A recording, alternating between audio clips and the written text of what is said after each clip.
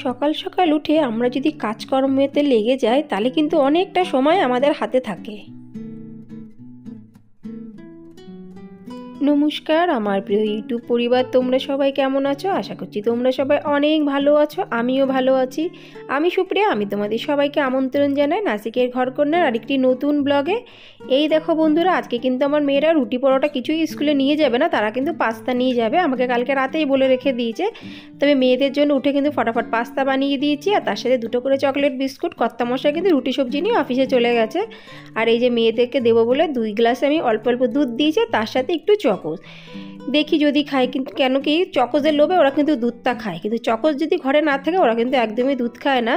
তো আমার বড় মেয়েটি এসে সোফাতে বসে গেছে, দাঁত মাজা ওর হয়ে গেছে, তাহলে আগে ওকে দিয়ে দিই, তারপরে আমি ডাকতে যাবো আমার ছোটো মেয়েটিকে।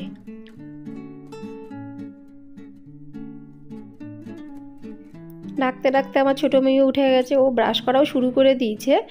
আমি এখন বুঝে পাচ্ছি না যে ওরা আজকে কি ড্রেস পরে যাবে, কেন কি ড্রেস নিয়ে কালকে আমাকে রাতেই বলছিল যে মাম্মা আজ তো ক্রিসমাস ফেস্টিভ্যাল হবে, কী পরে যাবো। আমি বললাম তাড়াতাড়ি আগে ব্রাশ করে দুধটা খেয়ে নাও, তারপরে দেখছি কী ড্রেস পরতে হবে।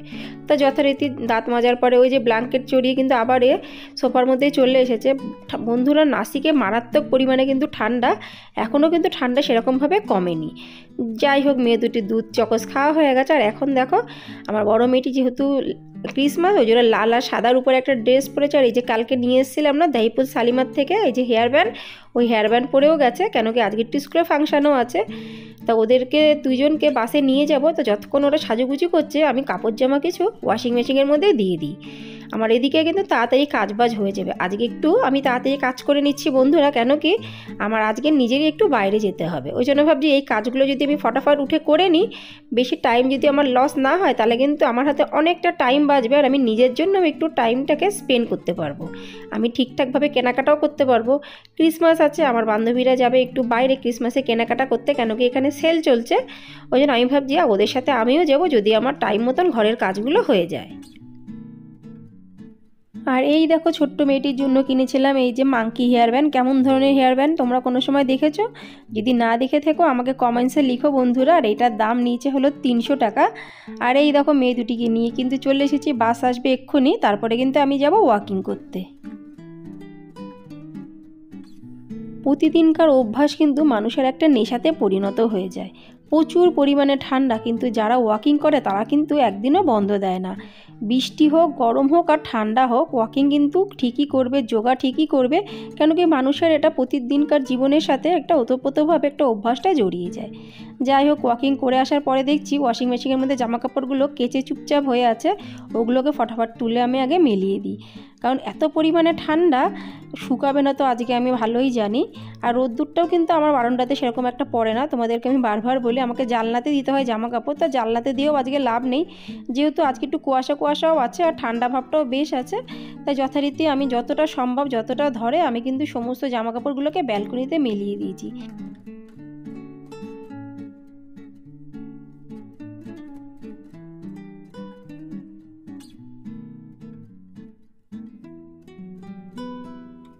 জামা কাপড় মেলানোর পরে আবার আমি চলে এসেছি কিচেনে। আমি যেন আজকে না দৌড়ে দৌড়ে কাজ করছি। আজকে কিন্তু আমি যোগা করিনি বন্ধুরা, আমার যোগা করতে আজকে একদমই ইচ্ছা হচ্ছিল না, খুব চায়ের জন্য মন করছিল।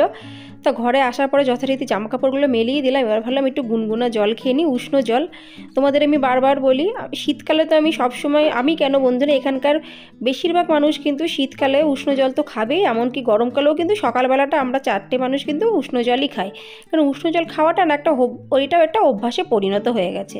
মানুষের জীবনে কিন্তু ভালো অভ্যাস, খারাপ অভ্যাস অনেক কিছুই কিন্তু থাকে, কিন্তু এই যে কালো চা খাই আমি বিনা চিনিওয়ালা, তারপরে গরম জল খাই, এই কিছু কিছু ছোটো ছোটো জিনিস কিন্তু ভালো অভ্যাসের মধ্যেই পড়ে, এইগুলো আমাদের শরীরের পক্ষে কিন্তু অনেক ভালো। প্রতিদিন সকাল সকাল উঠে কাজবাজ করলে যে মন মানসিকতা কত ভালো থাকে, সেটা যারা করে তারা কিন্তু বোঝে। দেখতে পাচ্ছ আকাশের দিকে তাকিয়ে দেখো জানলা দিয়ে, আকাশটা কেমন না পুরো একদম মেঘলা করে আছে, মনে তো হচ্ছে বৃষ্টি হবে। বৃষ্টি হওয়ার মানেই কিন্তু আরও ঠান্ডা পড়া, তো যাই হোক, বৃষ্টি হোক আর তুফান হোক, যেটা হওয়ার তো হয়েই যাবে। তো আমার বিছানাটাও গোছানো হয়ে গেল। এবার এসেছি আমি আর একটা ঘরে বিছানা ঠিক করতে। এই ঘরটার বিছানাটা সেরকম একটা নোংরা হয় না, কেন কি এই ঘরটার উপরে সেরকম একটা যুদ্ধ করা হয় না, বাচ্চারা খুব কমই আসে এই ঘরে।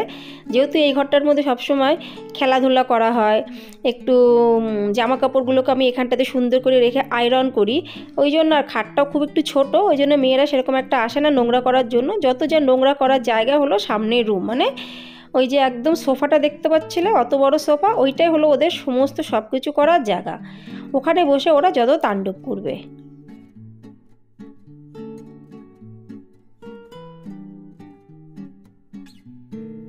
সকাল সকাল উঠে বন্ধুরা আমরা যদি কাজবাজগুলো করে নিই, আমরা কিন্তু অনেক এক্সট্রা কাজও করতে পারি। কিন্তু সবসময় তো এক্সট্রা কাজ করার মানসিকতা লাগে না। কিন্তু আর একটা জিনিস তোমরা লক্ষ্য করবে, আমাদের হাতে কিন্তু, বিশেষ করে গৃহিণীদের হাতে অনেকটা সময় কিন্তু বাঁচে। আমরা কিন্তু সব কাজ করি, কিন্তু নিজেদের জন্য কিন্তু আমরা সময় একদমই বের করি না। এটা আমাদের বাস্তব কথা, এটা প্রত্যেক ঘরে গৃহিণীদের কিন্তু সত্যিকারেরই একটা কথা।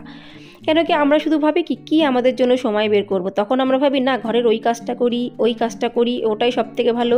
কিন্তু আমরা কটা গৃহিণী আছে যারা নিজেদের জন্য একটু সময় বার করি? কিন্তু এটা করা উচিত, কারণ আমরাও তো মানুষ, আমাদেরও কিছু ইচ্ছা অনিচ্ছা আছে, আমাদেরও কিছু আশা আছে। এই ছোট ছোট জিনিসগুলোকে আমরা কিন্তু সবসময় সংসার জীবনযাপন করতে করতে আমরা সেই আমাদের আশাগুলোকে কিন্তু মেরে দিই। এগুলো কিন্তু একদমই উচিত না, আমি তো এটা ভাবি। ওই জন্য যতটুকু পারি সেরকম অনুযায়ী কিন্তু আমিও চলি। আমি আজকে যেহেতু আমার বান্ধবীদের সাথে সেলে যাব, যদি আমার কাজবাজ ঠিকঠাকভাবে সব কিছু হয়ে যায়, আমার একটা ইচ্ছা আছে, জানি না কতদূর সফলতা হবে, কেন কি আকাশটাও তো ভালো না, বৃষ্টি হওয়ারও কিন্তু সম্ভাবনা আছে। আজ বন্ধুরা আমি খুব একটা মহারাষ্ট্রের স্পেশাল জিনিস বানাবো, সেটা হলো সাম্বার আর তার সাথে চাवल মানে ভাত। এই সাম্বারটা খেতে যে কী অপূর্ব লাগে, আগে কিন্তু আমি এটা বানাতে পারতাম না, শুধু খেতে পারতাম। আর তার সঙ্গে বানাবো একটা মিক্স ভেজ। তা মিক্স ভেজের মধ্যে জন্য আমি একটু সর্ষে, একটু বাদাম আমি কিন্তু জলে ভিজিয়ে রাখলাম, কেন মিক্সিতে বাটবো তো সেটাকে ফুলে যাবে। আর সাম্বারের জন্য একটা ছোট্ট বাটির মধ্যে ভিজালাম খানিকটা তেঁতুল, কেন কি সাম্বারের মধ্যে তেঁতুল যদি না দিই তাহলে কিন্তু সাম্বার একদমই হয় না, নর্মাল ডালের পরিণত হয়ে যায়। আর তার সাথে সাম্বার মশলা। তো আমি সাম্বার জিনিসটাকে আজকে পুরো ডিটেলসে তোমাদের সামনে নিয়ে শেয়ার করব, আশা রাখছি তোমাদের ভালো লাগবে, যেহেতু এটা খুব একটা স্পেশাল ডিশ। আর এটা না, সাম্বার চাওয়ালটা অ্যাকচুয়ালি দিল্লি সাইডে বেশি চলে, খুব ফেমাস ডিশ। তোমরা যদি আমার কাছে বিশ্বাস না হয় একবার গুগল সার্চ করতে পারো, তোমরা কিন্তু জেনেই যাবে যে সাম্বার চাওয়াল জিনিসটা কী। সাম্বারে যে ডালটা আমি ব্যবহার করেছি সেটা হলো তুর ডাল। এখানে তুর ডালই বলে, অন্য একটা নাম আছে আমার মা বলে, কিন্তু সেটা আমি ভুলে গেছি। তো সেটা আমি 3-4টে সিটির জন্য কুকারে বসিয়ে দিয়েছি। আর এবার আমি এসে গেছি যে মিক্স সবজি বানাবো, গাজর, সিম, আলু, দেখি আর ফ্রিজে কী আছে, ফুলকপি আছে, একটু ফুলকপির টুকরোও নেব, নিয়ে একটা সুন্দর করে মিক্স সবজি বানাবো। না, সাম্বারের জন্য মিক্স সবজি বানাচ্ছি না বন্ধুরা, যেহেতু সবজিগুলো একটু খারাপ হয়ে যাচ্ছে, তা খারাপ হওয়ার থেকে, মানে ফেলে দেওয়ার থেকে এগুলো একটা সুন্দর করে যদি মিক্স সবজি বানাই, খেতে কিন্তু খুব অপূর্ব লাগবে। আর যদি আমি সাম্বারের সাথেও খাই তাও কিন্তু ভালো লাগবে।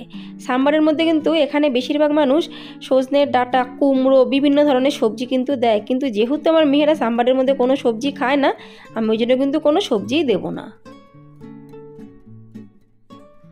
আমার সবজি কাটা হয়ে গেছে, কুকারের ডালটা সিটি লাগানোর জন্য আমি রেখে দিয়েছি, ডালে সিটিও পড়ে গেছে। তো যতক্ষণ ডালের ভাবটা থাকবে ততক্ষণ ভাবলাম পুরো ঘরটি একটু ফটাফট ঝাড় দিয়ে নিই। দেখতে পাচ্ছ বন্ধুরা, আমি একটা কাজের জন্য কিন্তু বসে থাকি না, একটা কাজের মধ্যে কিন্তু আমি অনেকগুলো কাজ করে নিই, যার জন্য কিন্তু আমার হাতে অনেকটা সময় বাঁচে। আর আমি একই সময়ের মধ্যে অনেক কাজ করি বলে ফটাফট সে কাজগুলো সুন্দর করে কিন্তু 1 বাই 1 হয়ে যায়। আর আমি বুঝি হ্যাঁ এখন আমাকে কি কাজ করতে লাগবে, এরপরে আমাকে কি করতে হবে। মোটামুটি কিন্তু আমার ঘরের সমস্ত কাজ হয়ে গেছে, শুধু ঘর মোছাটা বাকি আছে। তারপরে আমি এসে গেছি রান্নাঘরে। দেখো আমি কিন্তু অনেকটা পেঁয়াজ, 2-3টে টমেটো কুচি কুচি করে কেটে একটু জিরে ফোড়ন দিয়ে কড়াইতে বসিয়ে দিয়েছি, তার সাথে দিয়েছি তেঁতুলের জলটা পুরো 1 বাটি। আর সাম্বার মশলা ছাড়া কিন্তু কোনো সময় সাম্বারটা হবে না। আমি কিন্তু এর মধ্যে কোনো সবজি দেবো না, কেন কি আমার মেয়েরা সবজি খায় না, তোমাদের প্রথমেই বলেছি। আর এই যে তার পাশের গ্যাসেই বসিয়ে দিয়েছি, মানে পাশের চুলাতে বসিয়ে দিয়েছি মিক্স সবজি। একদম ধিমে আঁচে বানাবো মিক্স সবজিটা, বানতে কিন্তু একটু টাইম লাগবে।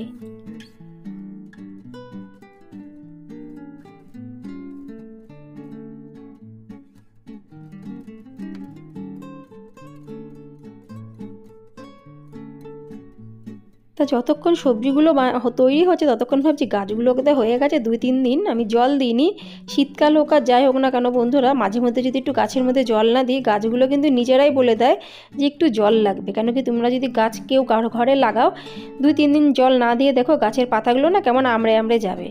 তাও গাছের পাতায় যথেষ্ট গাছে যত পরিমাণে জল দরকার আমি দিয়ে দিয়েছি, বেশ গাছগুলো সাথে সাথে 10-15 মিনিটের মধ্যে তাজা তাজা হয়ে গেছে। এবার আমি একটু রেস্ট নেওয়ার জন্য বাইরে বসে আছি, অনেক দৌড়াদৌড়ি করেছি আর ভাল লাগছে না। আমার কিন্তু সব রান্না পুরো হয়ে গেছে, এই দেখো পুরো সাম্বার হয়ে গেছে, তার সাথে মিক্স সবজিটা হয়ে গেছে, আর কালকে চিকেন ছিল সেটাকেও কিন্তু আমি সুন্দর করে গরম করে রেখে দিয়েছি, আর কুকারে ভাত করেছি। মোটামুটি কিন্তু রান্না পুরো কমপ্লিট। এবার এসে গেছি আমি বাসন মাজতে। আজকে কিন্তু বেশি বাসন আমার হয়নি, কেন কি রান্না করতে করতে মাঝখান দিয়ে কিন্তু আমি খানিকটা বাসন মেজে রেখে দিয়েছিলাম, ওই জন্য এখন দেখতে পাচ্ছ বাসনের এখানে কিন্তু অল্প কটাই বাসন আছে।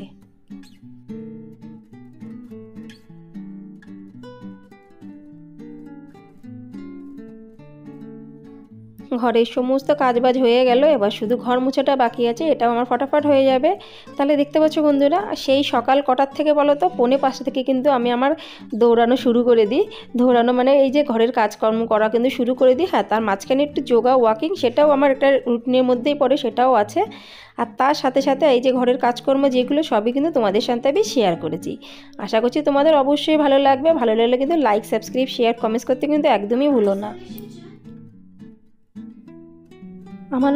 আমরা গৃহিণীরাই কিন্তু বন্ধুরা সময়টাকে সুন্দর করে কাজে লাগাতে পারি। এটা কিন্তু সম্পূর্ণভাবে আমাদের উপরে নির্ভর করবে যে পুরো দিনটাকে আমরা কিভাবে কাজে লাগাবো, সেটাকে কোন কাজে কতটুকু সময় আমরা দেবো, আমরা কিন্তু গৃহিণীরা বেশ ভালোই বুঝি। তা সব কাজবাজ আমার হয়ে গেল, এখন আমি বসেছি আমার মেয়েদের বইপত্র চেক করতে।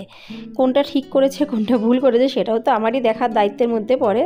তো আশা রাখছি বন্ধুরা আজকের ব্লগটি অবশ্যই তোমাদের ভালো লাগে। লাইক, সাবস্ক্রাইব, শেয়ার, কমেন্টস করতে কিন্তু একদমই ভুলো না। আবার তোমাদের সঙ্গে আমার দেখা হবে পরবর্তী ব্লগে। ততক্ষণের জন্য নমস্কার বন্ধুরা, নমস্কার।